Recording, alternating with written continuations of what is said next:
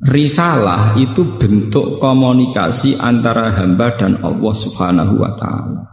Jadi tidak ada presentasi atau tidak ada target untuk bahwa supaya mereka iman semua itu tidak. Jadi gampangannya risalah ben suara Allah didengar, bahwa aturannya Allah harus didengar. In alaika illal balagh, bahwa aturan Allah itu harus apa? Didengar. Mulane kesunatane para ulama, para pakar, para intelektual harus ngomong terus. Kebenaran meskipun nggak dilakukan itu harus diomongkan terus.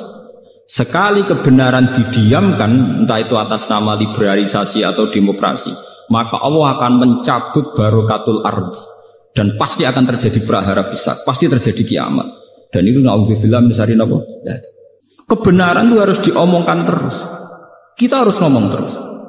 Saya itu pernah debat kusir sama seorang profesor, pernah debat kusir sama seorang kiai yang tawadhu. Saya bilang gini, seorang ulama itu dono unsur premane, kudu ngomong terus kebenaran. Wes ora ono wong ngandel lah, pokoke ngomong terus. Ora perlu ono wong ngandel, wes keliru lah pokoke ngomong. Begini, saya punya hadis sahih dari riwayatnya Imam Ahmad. Inna Allaha ta'ala la yanzi'a barakatal ardi hatta la yuqala fil ardi lizalim antaz zalim. Allah tidak akan mencabut barokatul ardi sampai di bumi tidak dikatakan pada orang zalim antaz zalim. Sekarang begini misalnya, contoh paling mudah yang kita mendapat berkah. Ya, contoh paling mudah kita mendapat berkah dari contoh ini. Sebetulnya atas nama etika Jawa, ya, etika Jawa. Kita nanti tonggo lonte, iku sawangane secara etika wis urusane dhewe-dhewe. Ora usah mbok omongno iku lonte, sundel, sembah kon.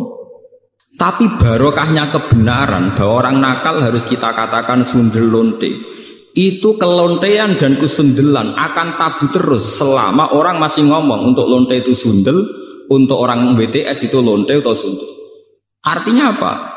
Orang masih jijik atau merendahkan derajat mereka yang berprofesi sebagai lonte atau sundel. Dan ini baik bagi agama, bagi keberlangsungan moral. Karena masih ada yang menjijikkan proses-proses yang salah. Meskipun kita sebagai ulama, sebagai tokoh masyarakat, tentu mereka kita kasih ruang taubat. Juga kita kasih hak-hak sebagai martabat, sebagai manusia. Tapi kita tetap akan bilang bahwa itu namanya lonte, sundel atau apa. Ini rumah tenan. Sehingga apa? Dengan posisi masyarakat yang merendahkan derajat atau yang berprofesi lonte, orang inginnya itu dagang secara baik-baik. Orang inginnya jadi PNS secara baik-baik. Orang inginnya dapat uang lewat ternak secara baik-baik. Karena mereka tidak mau resiko ngambil profesi cari uang yang resiko dihujat masyarakat. Baik. Bayangkan nanti mungkin di era anak cucu kita, orang yang lonte, yang sundel dibahasakan itu hak asasi. Sehingga orang mungkin generasi anak cucu kita sudah tidak ada istilah lonte sundel. Setiap perilaku sosial dianggap hak asasi. Dan itu awal dari tidak ada agama. Awal dari tidak ada agama. Karena kemudian sing ternak ya hak asasi, sing lonte dianggap hak. Itu bahaya sekali bagi keberlangsungan agama dan moral. Dan negara juga nanti repot. Artinya apa? Sebetulnya sifat-sifat anarkis masyarakat, anarkis dengan tanda kutip, anarkis terutama dalam perkataan, maling darani maling, lonte darani lonte, itu menolong agama. Karena dengan stigma, ya, dengan pelakupan masyarakat sing jelek, perilaku ini terdianggap jijik. Dengan dianggap jijik, agama bisa jalan. Artinya bisa jalan ngeten ya. Karena si A yang lonte itu dihujat masyarakat, yang lain-lain nggak pernah ingin cita-cita jadi lonte. Sehingga masyarakat akan, bahkan mungkin anaknya lonte sendiri, karena tahu nasib ibunya dihujat, juga bercita-cita tidak jadi lonte. Coba kalau tidak mendapat hukuman dari masyarakat, ibuku begitu juga tidak ada apa-apa. Paham ya? Makanya lonte dan apa akan subur di masyarakat yang sudah tidak peduli dengan nilai-nilai ini. Misalnya di kota-kota besar atau di kawasan lonte. Karena sesama lonte saling tidak mengatakan tabu. Makanya aman. Dari itu kalau terkenang hadis riwayat Ahmad, Allah tidak mencabut barokatul ardi sehingga orang-orang zalim tidak dikatakan antas. Itu bahaya sekali kalau kita sudah tidak peduli terhadap itu. Nah, risalahnya Allah kepada Nabi Muhammad itu sing penting bahwa benar dikatakan benar, salah dikatakan salah. Tidak harus gol, tidak harus apa? Gol. Makanya kalau setuju wonten riwayat hadis dan ini sahih, idza dzaharatil fitanu wal bid'u falyudhiril alim ilmahu. Ketika ada fitnah, ada bid'ah, orang alim sementing ngetokno ngalime, ora malah tawaduk muni kula mboten derek-derek. Falyudhiril alim ilmahu. Orang alim harus menunjukkan kealimannya. Sing alim kudu ngaku ngalim. Paham? Aja sing alim ngaku bodoh. Bahaya. Tawaduk sing bahaya. Falyudhiril alim ilmahu. Sing alim kudu ngaku ngalim.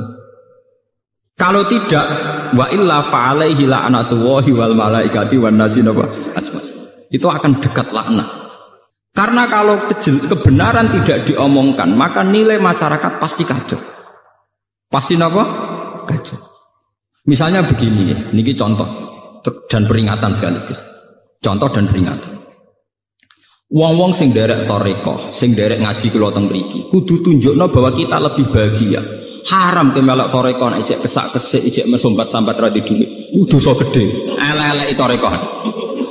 Kowe sing ngaji ning kene kok ora iso seneng, yo haram. Elek-eleki wong ngaji. Kula dadi kiai mergo ora entuk gaji tetap kok susah, iku haram. Elek-eleki kiai.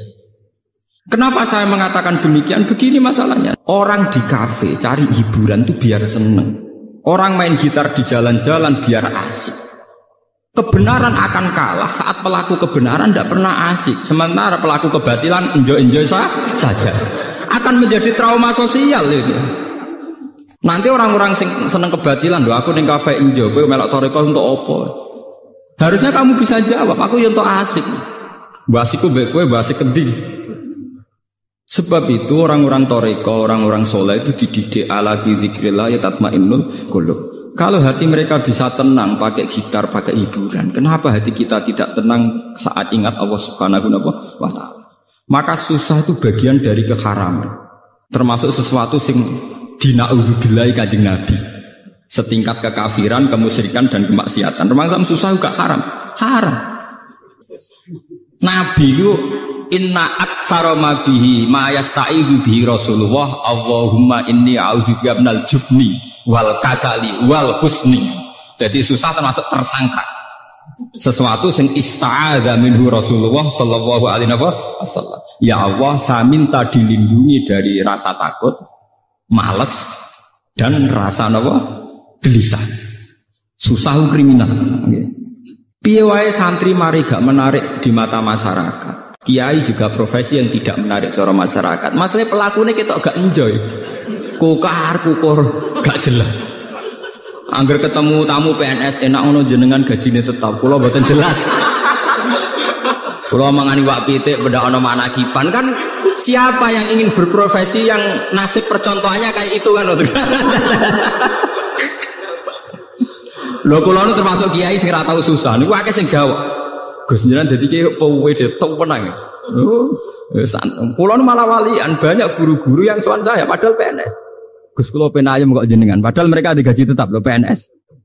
Niku sowan kula kepengin ayem kaya kula. Saiki walian kiai pengen ayem kaya napa? PNS.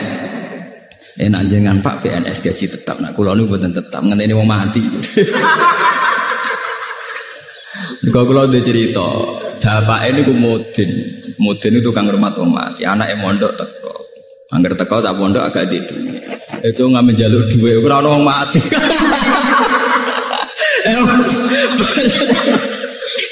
Bagaimana profesi kayak ini bisa menarik? Wong di rezeki ngenteni wong mangani wapi tek ngenteni wong manaki.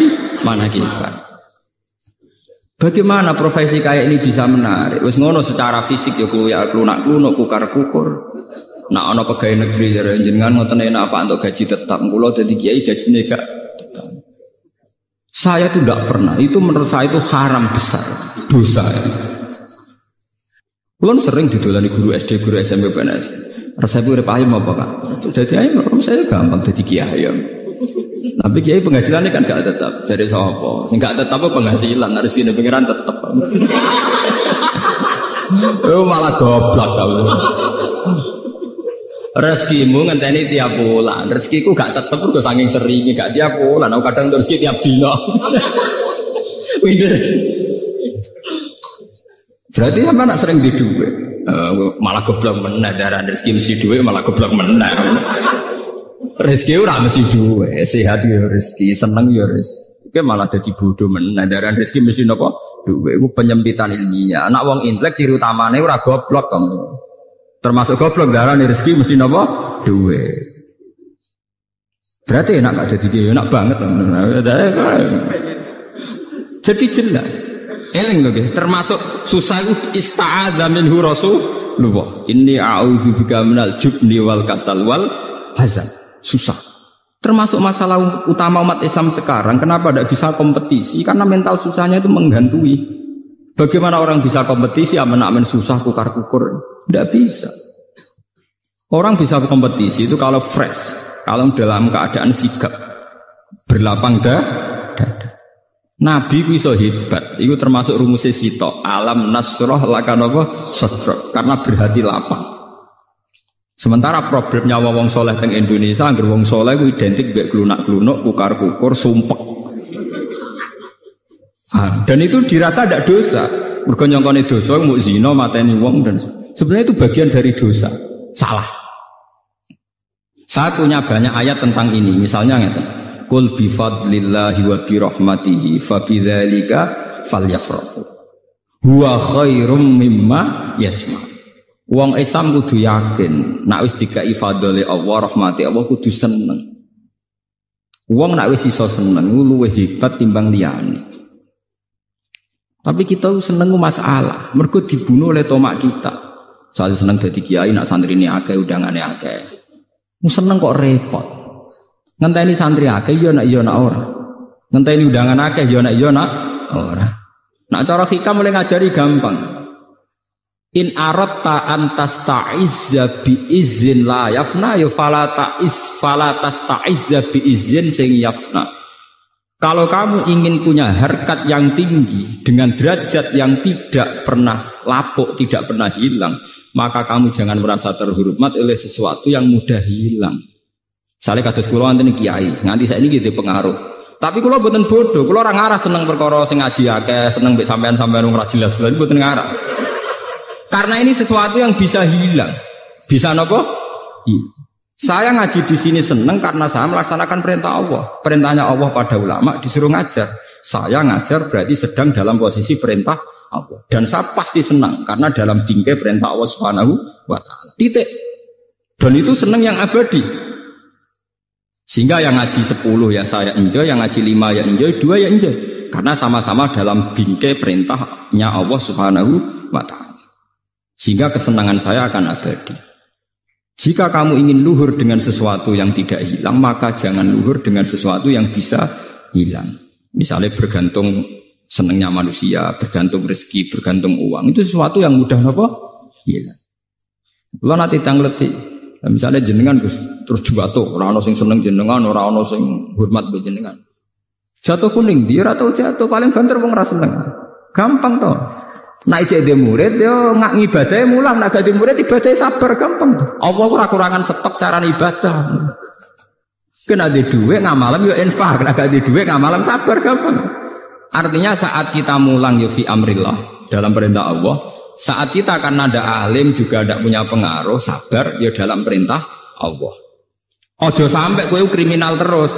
Pas mulang santrine akeh niat riya, pas radi santri drengki, lha iku sempurna elek.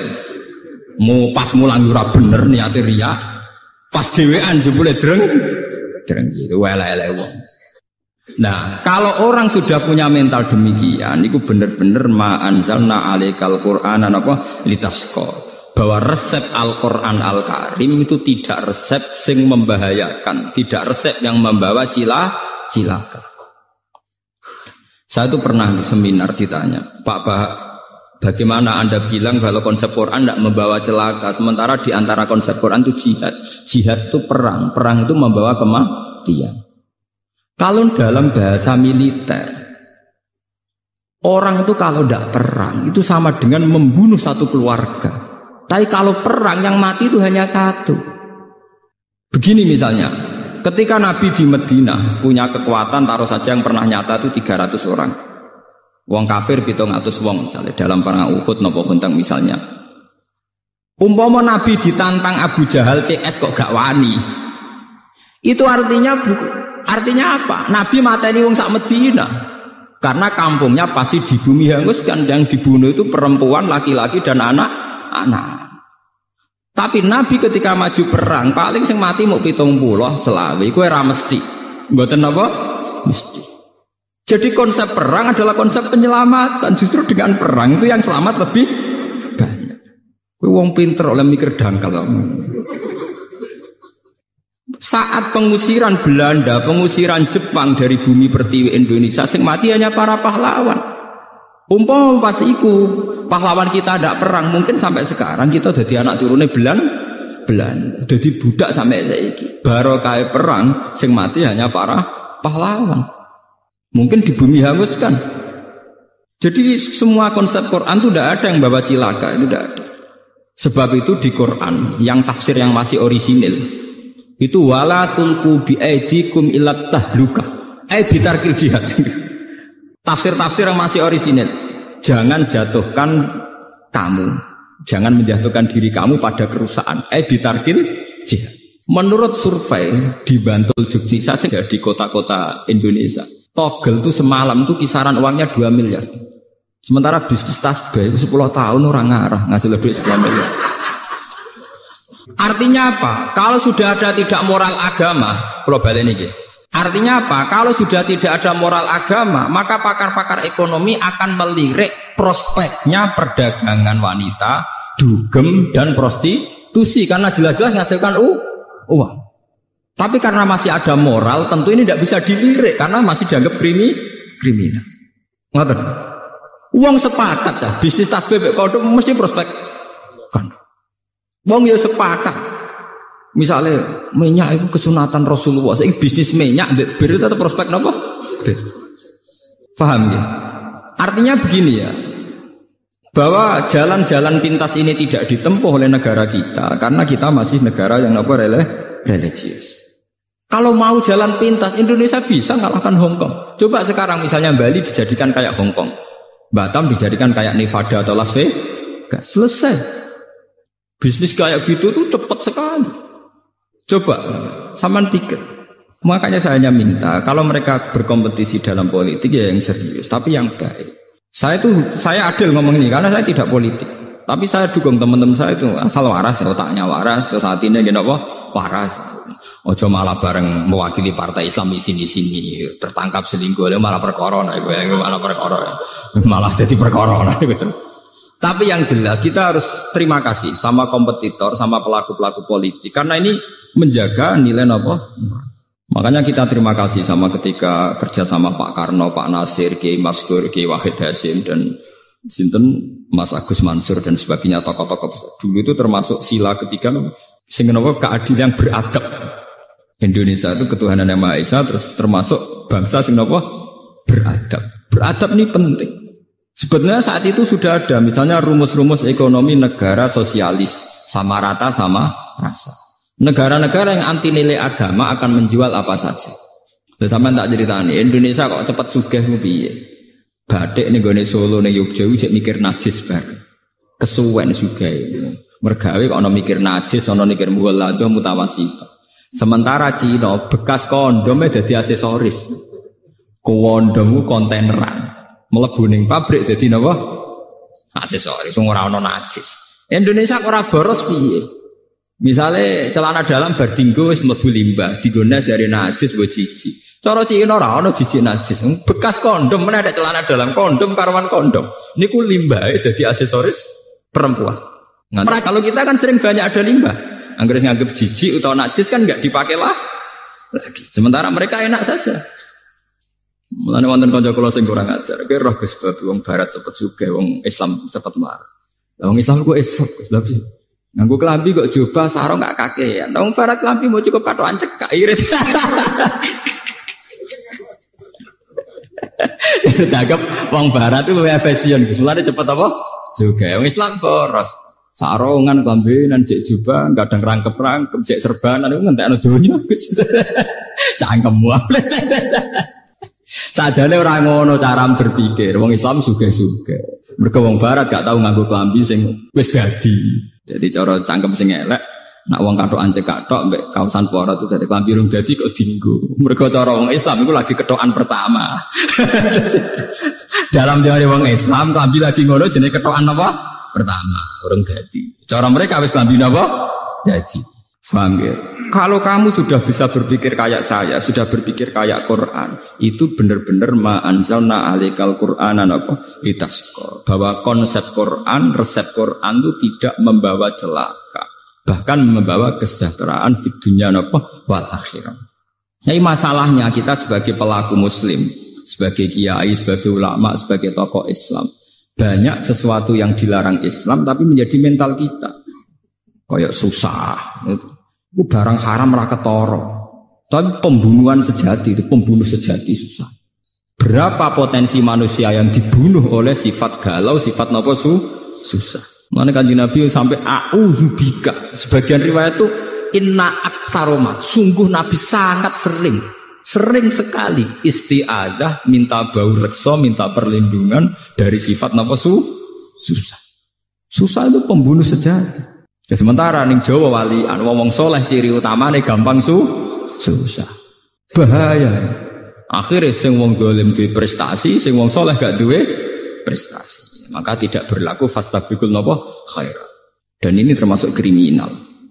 Semalane kula seneng wonten hadis wa idza zaharatil fitan wal bid'u falyuthiril alim ilmahu wa illa fa alaihi la'natullahi wal malaikati wan nasi napa asma. Contoh mudah itu sekarang. Dulu ketika kita miskin, bangsa Indonesia miskin, itu ketika era Soeharto itu orang bilang karena bangsa kita itu SDM-nya rendah. Muni SDM, pokoknya tersangkanya itu petani SDM. Tapi ketika kejahatan perbankan terungkap zaman rame-rame kasus BLBI, itu sampai 1.000 triliun. Pinten 1.000 apa? Triliun. Itu orang terus tahu semua bahwa ada sistem yang salah dalam tata negara kita sehingga kita yang miskin tambah apa? Miskin. Artinya lumayan ketika ada aktor intelektual yang membongkar kasus itu lumayan. Artinya lumayan tuh ya betul sebagian kemiskinan kita karena SDM itu serasa dibakas ya betul sekarang betul. Tapi tetap di antara faktornya karena ketidakadilan. Misalnya uang negara dirampok oleh oknum tertentu. Artinya ini kan barokahnya falyudhir alim ilmahu itu. Barokahnya orang yang paham dunia itu mau menerang.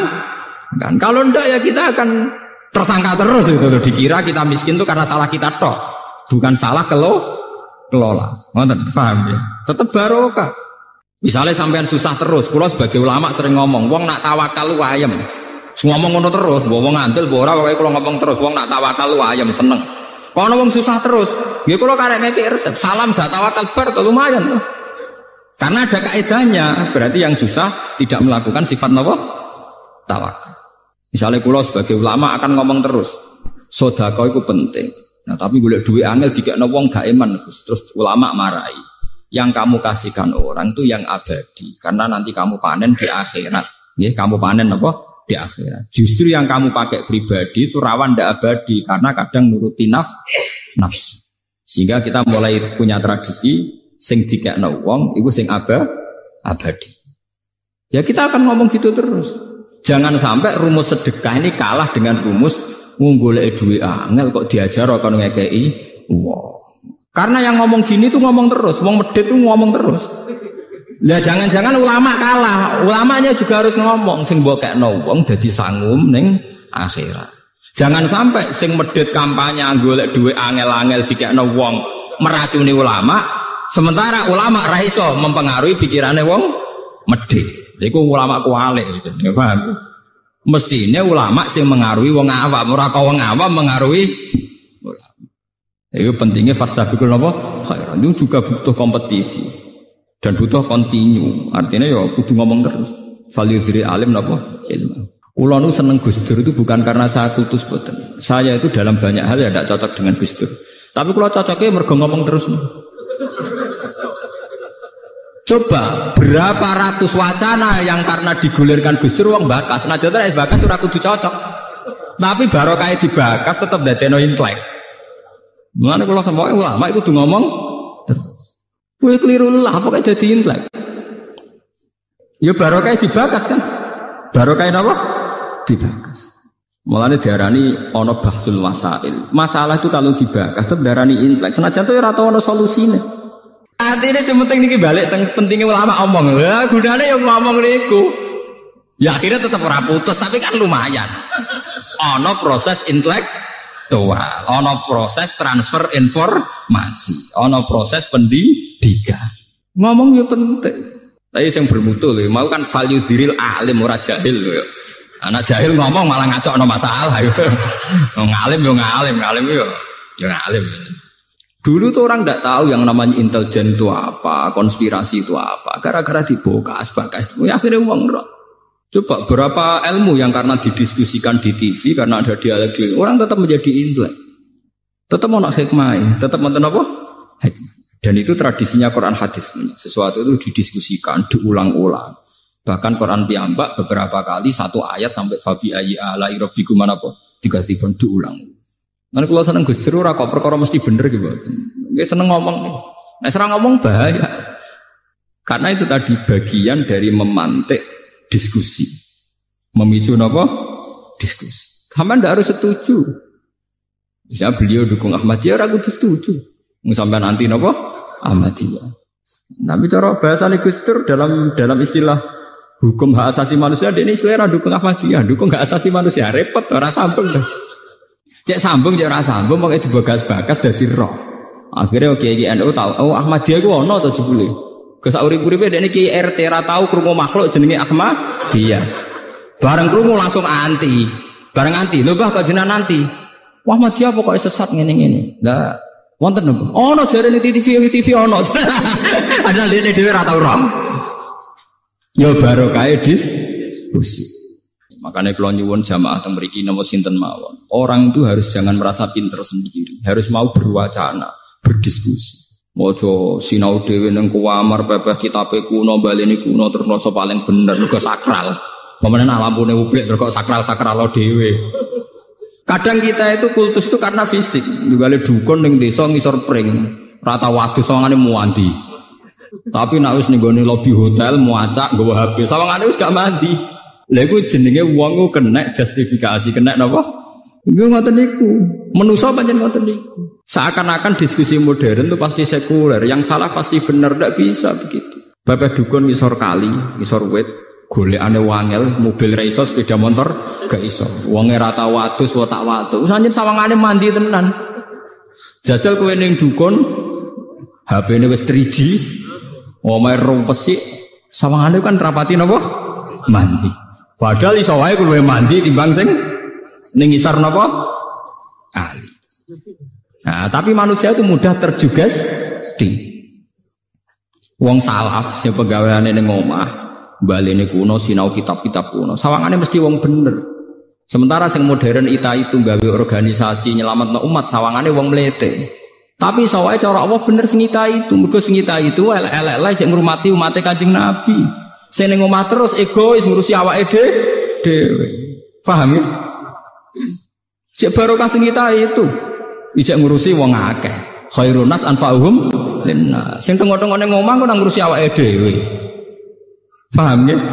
Meskipun tetap wong soleh lho nggih, tapi tingkat kesolehane tetap tinggi sing anfa'uhum linnas. Lah tiyang-tiyang ngeten terus dijak diskusi ya kaget terus. Napa? Ya, tapi alhamdulillah nambah kula aja do purun tiyang-tiyang ngoten purun. Di kula ya termasuk yang modern sing ikhlas. Gawang ikhlas ora hawane, dadi ora kula nek modernan yang sepon tak ajak diskusi kula nu cek purun. Mergo hawane hawa akhirat, kula modern aja hawa akhirat. Ora kaya sampeyan iki jane hawa donya tenan.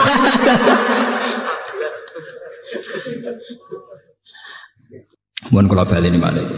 Ma anzalna 'alaikal qur'ana litasqa illa tazkiratan liman yakhsha tanzilam mimman khalaqal arda was samawati wal. Terus mriki wonten masalah napa nggih? Masalah teologi Islam Ar-Rahmanu 'alal arsis tawa. Ngaten kula terangaken. Dalam ayat-ayat yang zahirnya itu ada pensifatan Allah sing mirip dengan makhluk. Misalnya ada ayat ya duwahi fawqa napa aydihim. Tangane Allah iku luwih kuat timbang tangane makhluk. Ana ayat Allah iku lungguh bersinggasana duduk bersinggasana ning atas singgasana kerajaan Ar-Rahmanu 'alal arsis tawa. Nabi Musa didhawuhi pangeran walitus na'a ala aini. Sa kowe tak ingeti mripatku terus. Jare pangeran sa kowe tak ingeti mripatku terus. Ayat-ayat yang kayak ini yang secara zahir ada kemiripan Allah dengan makhluk niku dalam teologi Islam disebut ayat mutasyabihat. Ayat-ayat sing zahire Allah serupa kalian Allah makhluk. Padahal jelas-jelas aturan pokok dalam mensifati Allah niku jelas-jelas laisa kamitslihi napa syai'un. Allah ndak ada samanya. Atau dalam istilah populer Allah mesti mukhalafatul lil hawadisi. Nah, tengene surat Ikhlas istilahnya walam yakul lahu kufuwan ahad. Allah tidak ada sing ngembari. Lah akhirnya ulama itu ya mau butuhe ra kembar. Akhirnya ana loro meneh, iki diskusi meneh. Jare ulama salaf takoki. Imam Ahmad ditakoki Imam Malik, apa Allah di tangan yo duwe wong dawe Allah ya duwe faqon apa aitihim. Ra koyo kita ya ora koyo tangan. Jawa de mripat ya duwe ra koyo kita ya ora koyo mripatan. Allah lungguh ning singgasana iya ya lungguh, ya ora koyo lungguh. Lah ulama kholaf luwih intelek. Asline ora pati paham tapi pokoke sawangane intelek.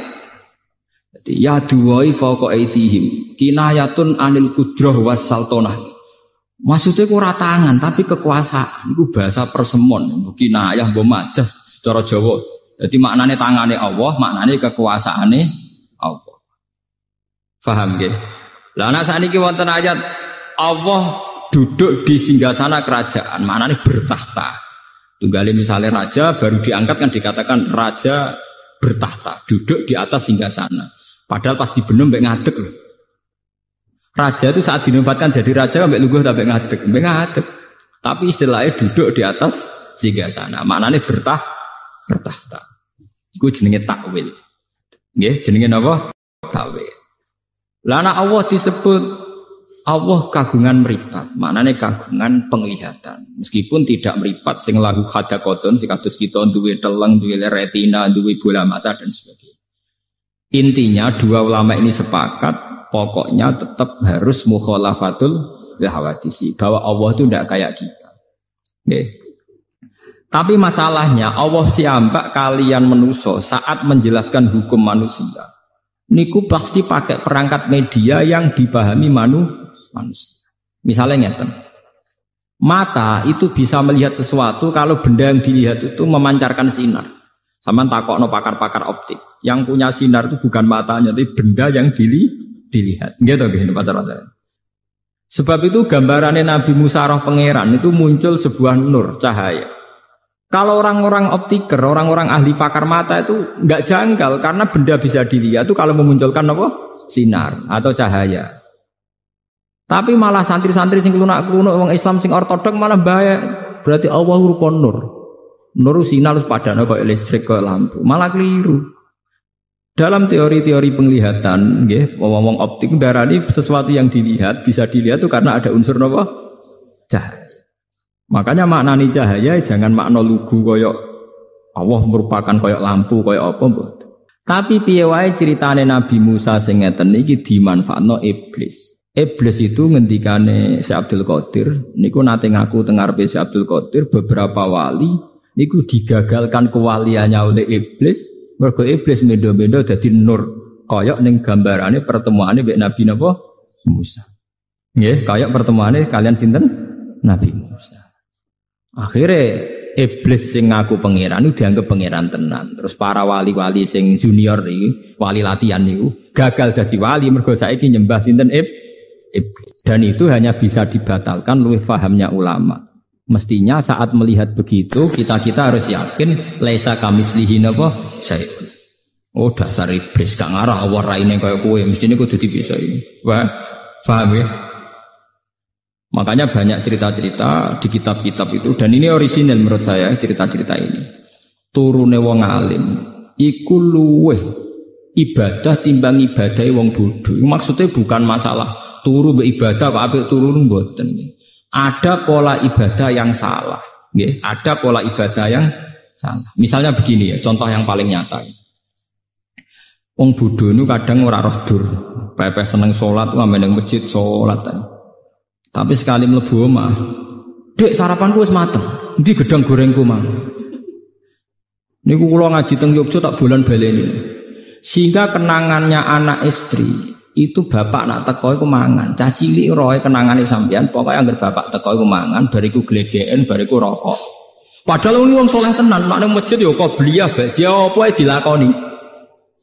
Tapi ketika di rumah khas sebagai manusia sing koyok kewan golekane pakanan nah iku kental. Ngamuk perkara rokoke ilang, mbok ngamuk perkara rung disediani mangan, mbok ngamuk perkara gedang gorenge dikekno anake. Padahal jatahe dekne. Ini melahirkan memori yang buruk, memori yang napa? Buruk. Sehingga ibadah sing modelnya teniki, qobliyah ba'diyah ning masjid ora pati ditampa pangeran.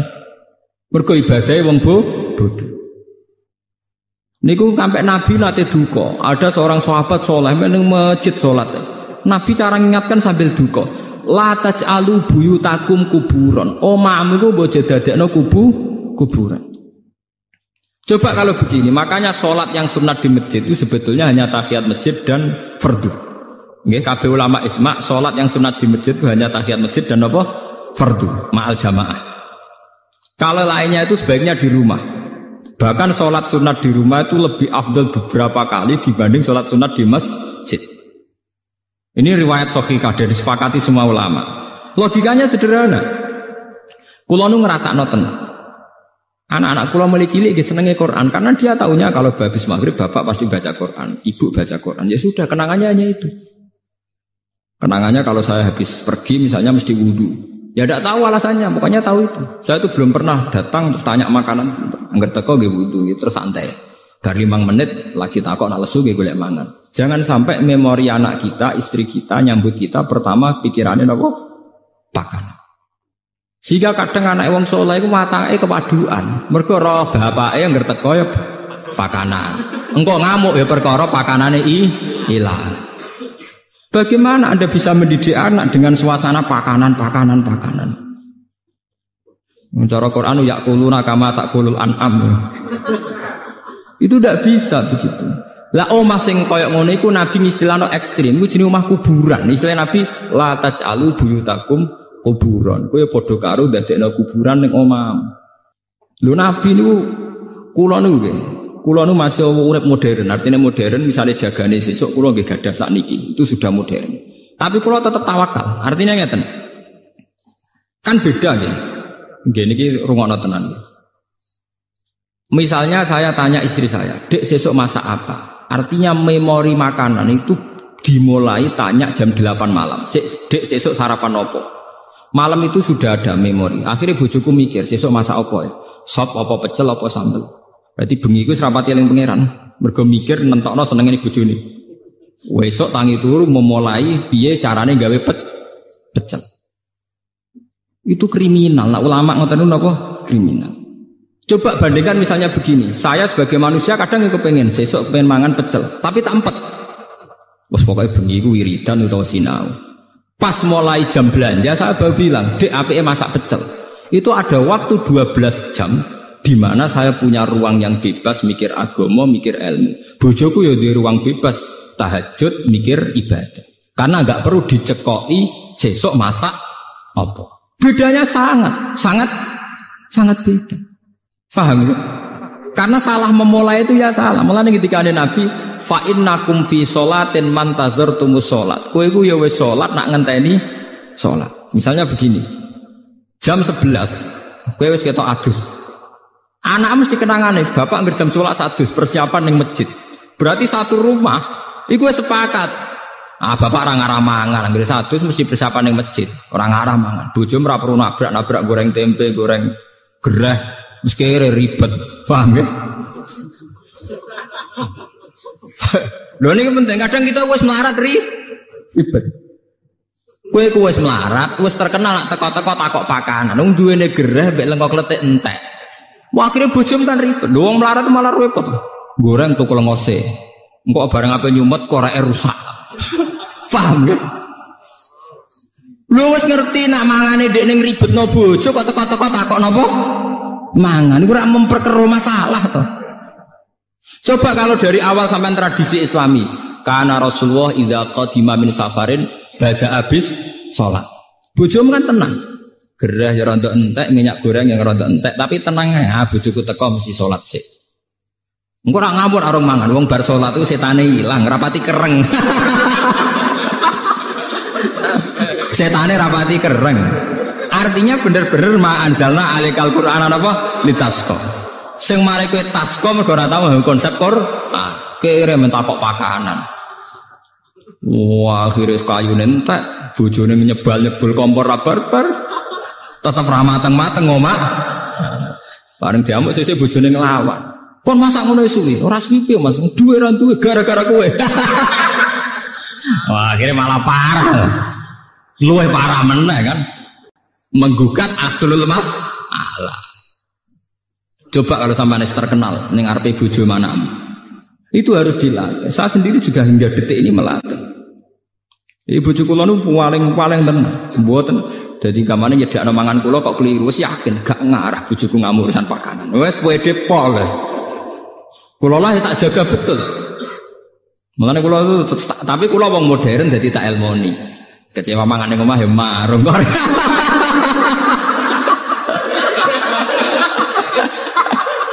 Kok repot. Tapi yang penting kan menjaga harmonisasi keluarga.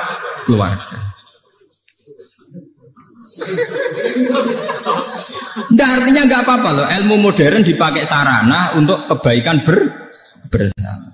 Daripada ke ngamuk bojo perkara tempe hilang, ya sudah. Teko sholat, mau ana sing kurang, ya tuku bar selesai.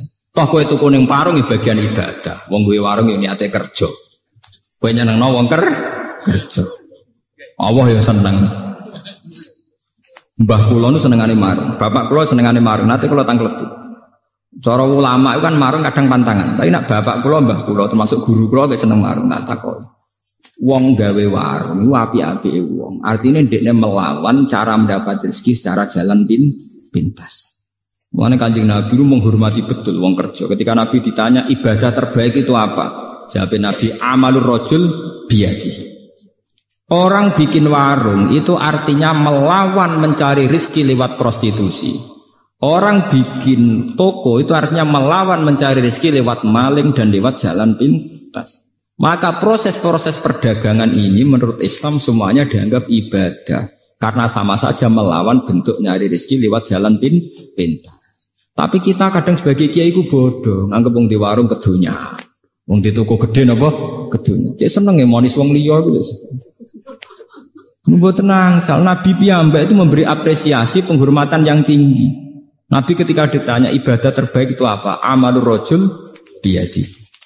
Nabi pernah ditanya ayul kasbi atyab qol amalur rajul biyadihi wa kullu bai'in mabrur. Semua perdagangan itu ibadah. Kula nate teng pertemuan niki awal-awal cerita, kenapa semua perdagangan ibadah? Wong melarat dikei kadang isin, mergo merasa tidak memberi apa-apa. Tapi nak sampean duit 100 juta terus mergawe, niku tetep barokah. Rezekine nyiprat ning supir ya barokah. Ning gone tengkulak nggih napa? Barokah. Ning karyawan nggih napa? Barokah. Engko nek kowe mblegedu duwe satpam ya barokah bagi keluarga napa? Sehingga Nabi itu penghormatannya itu tinggi sampai dimasukkan yang terbaik dari kalian yang melakukan tijarah, perdagangan secara baik. Karena akan melahirkan sistem ekonomi, sistem ketahanan napa? Kehidupan. Jadi kadang-kadang kita jadi kiai ku latah, angger mergawe dianggap napa gedonya. Lantar kula nu anggere esuk nganti sakniki teng pasar. Kula tunjukno bahwa ndak keliru orang menganggap kiai ning pasar ku elek iki. Kula anggere esuk ning pasar jajak. Angger kepen apa ya tuku, seneng tuku mangreng, gampang. Bojo ora kangelan aku ya seneng selesai to. Kadang didramatisir, wong itu nak masak sing lanang ora mangan niku tersinggung ngene-ngene. Sama di sing lanang ya tersinggung, sing wedok tersinggung. Nang perkara mangane kok tersinggung. Tersinggung krana pangeran ya kena to. Tersinggung ya perkara gedang. Paham ya kula baleni malih iki. Kenapa ibadahnya orang bodoh itu kadang dianggap salah? Karena kadang begitu itu tadi kejadiannya. Orang menghabiskan suasana religius di masjid, di rumah sama sekali nggak kebagian. Sehingga teko masjid, ijek nganggo serban, klambine cek takwa. Ndi Bu mangane? Ngerti aku teko mangan ra disiapno. Klambine takwa omongane kok setan. Paham ge? Tempe hilang ngamuk, bareng sajadah hilang ra ngamuk. Artinya yang terkait agama ora tersinggung, tapi nak terkait weteng napa? Tersinggung. Paham ya? Ini contoh ya betapa kadang ibadah wong bodoh dianggap parah karena kadang ya begini nih kejadiannya. Begitu juga adat Jawa. Adat Jawa jadi anak tamu sing ramah, mbek tangga sing ramah. Akhirnya ambek tuamu ramah, simpol pitik digono tamu. Sayap di sugono tamu, anaknya pemek sidik, goblok, gue tamu. Artinya apa? Api edintek none wong liya, anaknya mau keduman sifat elek. Nak kula boten cocok. Kula ditamu nggih tak hormat, anak nggih tak hormat. Nak ning Jawa walian, misalnya kula dadi kiai atau dadi bos atau dadi wong lanang, cepet edek masak, iku ana tamu, goblok tamu wis lak mulai nang mateng. Kowe kok ngekeki mangan tamu iku umpama untuk ganjaran. Iku mbok akeh ndi mek dosane kenyentaki bojo. Paham? Misalnya ke kiai sekejadiane ngoten, kiai kadang nyentaki santri. Ini mergo kon kesusu hormat tamu. Umpama hormat tamu iku ibadah, tapi ambek ngomak ngamuk iku mbok akeh ndi dosane, paham?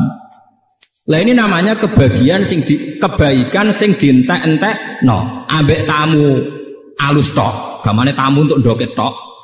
Sing dikongkon kok ri tok. Lha iku ora oleh cara Islam kudu seimbang. Tugale mau ning masjid. Masjid untuk salat fardu, untuk qobliyah, untuk ba'diyah, untuk deresan Quran.